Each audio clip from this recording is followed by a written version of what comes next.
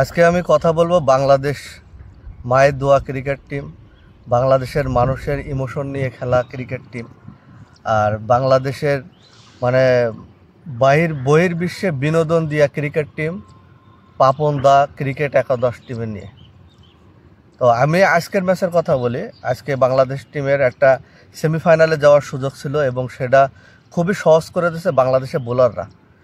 Overall টি-20 2024 ক্রিকেটে বাংলাদেশের বোলারদের পারফরমেন্স ছিল অন্যান্য টিমের থেকে সবচাইতে আলাদা। এবং বাংলাদেশ টিমের মুস্তাফিজ, রিশাদ হোসেন, তানজিন হাসান, সাকিব, হ্যাঁ, এই তিনটে বোলার তো মানে সবার চোখে পড়ার মতো পারফরমেন্স করছে। তা বাংলাদেশ ওভারঅল শুধু ইন্ডিয়ার সাথে বাদে মানে প্রত্যেকটা টিমের সাথে খুবই ভালো বোলিং করছে।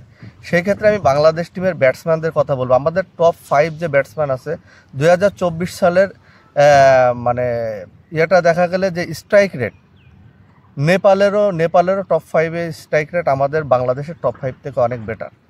ইউএসএর কথা তো বাদই দিলাম, ইউএসএ তো আরও ভালো। আমাদের বাংলাদেশের টপ 5 ব্যাটসম্যানদের স্ট্রাইক রেট 80, 85, 90, 76, এই হলো আমাদের টপ 5 ব্যাটসম্যানের স্ট্রাইক রেট।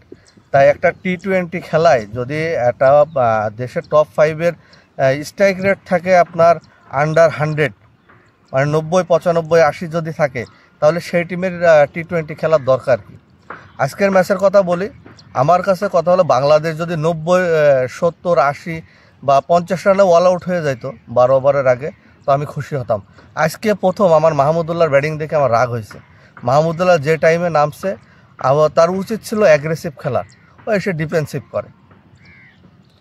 বাংলাদেশের ব্যাটসম্যানদের ভিতরে তাওহিদ হৃদয় ছাড়া কোনো প্লেয়ারের মানে দেখলাম না যে তারা দেশের জন্য খেলে।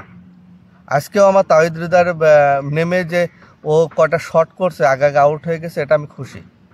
কারণ ওর ভিতরে চেষ্টা ছিল যে আমরা কোয়ালিফাই করব। কিন্তু আর যে কটা ব্যাটসম্যান ছিল, লিটন দাস আজকে মোটামুটি ভালো, তারপরেও লাস্টে বল আর রান তার এক হয়ে গেছে। বাংলাদেশ যদি এই ম্যাচটা জিতেও যায় তাও আমি খুশি না।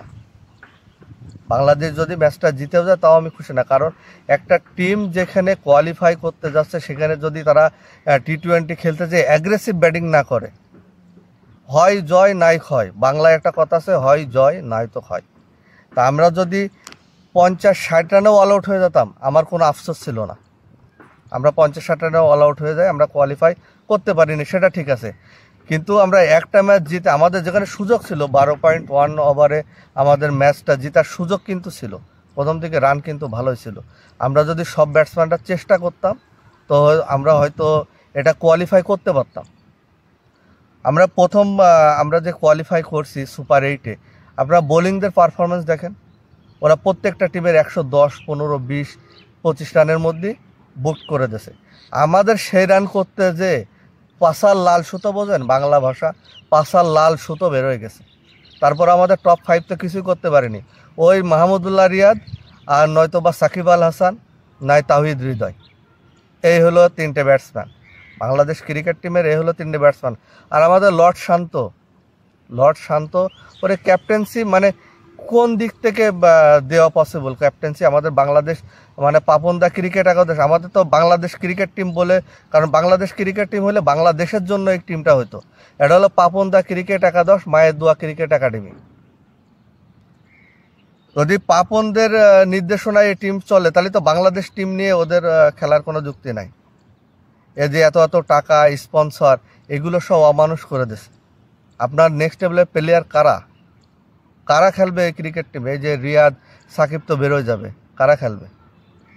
বর্তমান বাংলাদেশ টিমের যদি ক্যাপ্টেন হওয়ার যোগ্যতা কারো থেকে থাকে, আমার মনে হয় সবাই আমার সাথে একমত, মেহেদী হাসান মিরাজ। যে এজ লেভেল থেকে আজ পর্যন্ত যার আন্ডারে শান্ত খেলেছে, মেহেদী হাসান মিরাজ ক্যাপ্টেন্সি থাকাকালীন আন্ডার 19-এ শান্ত খেলেছে। সেই শান্ত নাকি এখন বাংলাদেশ টিমের ক্যাপ্টেন।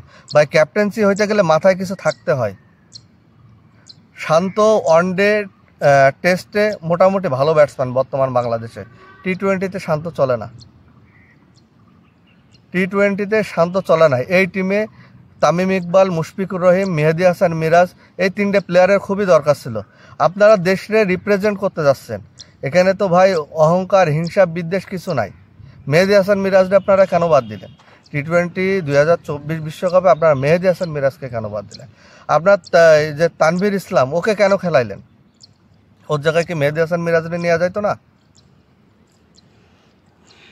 একটা মানে ব্যাটসম্যানের দেখলাম না যে T20-তে অ্যাগ্রেসিভ ব্যাটিং যারে বলে মানুষ, এটা হলো বিনোদন ক্রিকেট নামে পরিচিত, বাংলাদেশে মায়ের দুয়া ক্রিকেট নামে পরিচিত। বহির্বিশ্বে এটা বাংলাদেশ টিমটা বিনোদন ক্রিকেট টিম বলে, কারণ এদের খেলা দেখলে মানুষ বিনোদন পায়। বোলাররা এত ভালো পারফরমেন্স, এরকম পারফরমেন্স হয় না। বোলাররা মানে সুপার পারফরমেন্স করছে। ব্যাটসম্যানরা টপ 5-6 ব্যাটসম্যান, তাদের স্ট্রাইক রেট T20-তে নাকি 85-90, 85-90, 80, এই হলো বাংলাদেশ টপ 5-এর স্ট্রাইক রেট। তা ভাই, বাংলাদেশ ক্রিকেট নাম নিয়ে তাদের আর খেলার না হয় পাপন দা ক্রিকেট একাডেমি, পাপন দা ক্রিকেট একাদশ, আর নয়তো বা